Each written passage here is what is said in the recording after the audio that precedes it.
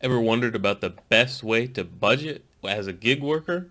We're going to hop in and talk about that. And stick around to the end because I'm going to tell you the best way that I've found, the best method to budget as a rideshare or gig worker that has massively changed my entire business, making more profit than I've ever made before. Let's jump in. Thanks, guys. I'm excited to be working with the RideShare Guy again.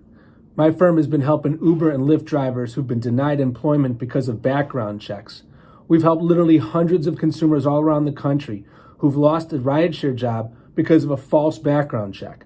If this has happened to you, please give us a call at 888-822-1777 or visit our website at www.smithmarco.com. Thanks again. We're looking forward to helping you.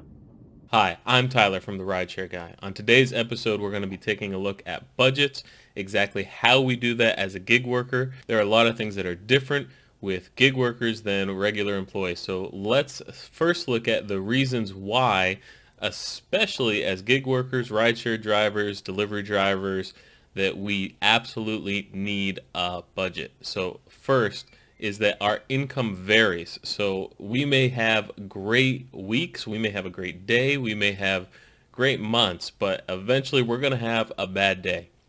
We're going to have a day where we went out, we tried, we went to the best spots, we did the best things, but we just didn't make great money. So our income varies, and it varies throughout the year based on how many people are using rideshare, how many people are getting deliveries, how many people are doing everything. So again, we're going to have really great months, we're going to have really bad months. So our income varies, so we have to have a budget to make sure that we're prepared for those bad times, not just the good times. The second reason that we need to have a budget is, unlike employees, when something goes wrong and some mechanics or something breaks down, we can't just call the IT department. We can't go to whoever and have them replace it, give us a new one, fix it. We have to do that on our own. So whether that means that we're going to actually fix our cars ourselves, get a mechanic to do it, we have to have the money in the budget in order to afford those things. We have to have that money set aside because no one's going to do it for us. We are our own business as we're doing this, and so we have to have that money set aside and have a plan for it so that when the time comes, because the time will come, we will need a new phone, we will need a new car, we will need new brakes. All of these things, we're going to need them. So we need to have something in place, a plan, so that when that time comes, we're not caught off guard. Instead, we're ready because we have a budget. And the third reason that we need to have a budget, especially as a gig worker, is because of taxes. When you're an employee, the company will take the taxes out for you and you don't have to worry about it. You get your check, the taxes are deducted. At the end of the year, you get a tax refund. That's not going to be the case when you are working for yourself as a gig worker. The taxes are not going to come out, so you have to have a plan for that. A lot of times, most of the time, the miles that you drive are going to take care of the majority, if not all, of the taxes that you're going to have to pay. But you need to have a plan in place in case that doesn't happen. Maybe you had a really good year. Maybe you had really good miles or really good money made per mile. Maybe you did Instacart delivery and you were in the store shopping more often than you were out driving, so the miles don't equal up the amount that you made, and you have to pay a little bit for taxes. You have to have a plan in place for that. So that is another reason that we have to have a budget. So with those in mind, those reasons, how do you actually make a budget? Well, the first thing, the most important thing that you need to realize is don't compare your best month to every month. So if you started driving in December and January, like I did, don't assume that you're going to every single month make the same amount of money you do driving December and January. Those are big months, especially the beginning of January, New Year's. Things kind of start cutting off later in the year. Now there's going to be big days throughout the year. There's holidays. Valentine's Day comes really quick.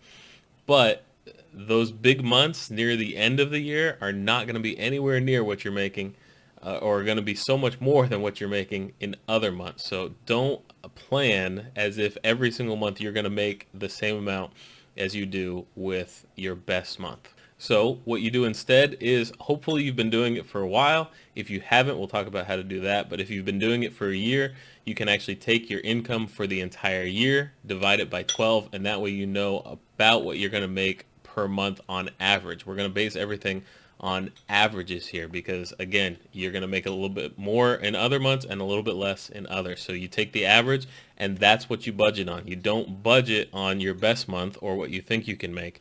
Take actual numbers of what you did the last year, the 12 months, divided by 12, and budget off of that number. If that number you find is significantly less because you have really bad February's or March in your area, but you had a really good December, don't increase it. Don't say, well, I can drive more. If you aren't driving more, don't push yourself to drive more so that you can make your income match your budget. Make your budget match your income that you already have. And then if you want to make more, then you can, but make the budget first and then try to make extra on top of it. Don't go and say, hey, I can make more, so I'm going to increase my budget. The next thing that you need to do is plan for the unexpected. You must have an emergency fund. You have to have something, a bank account, preferably one that's not attached to your actual checking account that's automatically going to withdraw and all that, because then that becomes kind of this extras checking account and you will automatically take money out of it. Make it as difficult as possible to get that access to that money, except for that you can get it in emergency. So if it's an emergency, you have to drive to the bank, make it so you have to drive to the bank, because if not, that emergency is going to be that late night pizza that you want to order instead of the car broke down and I need to pay for it right now. Let me take an Uber, get to the bank, get the money, make it difficult, not too difficult so that it's impossible to get when you need it, and make sure you have also some emergency money, preferably cash on hand in your house, that you can grab for a quick emergency, usually $1,000 or less.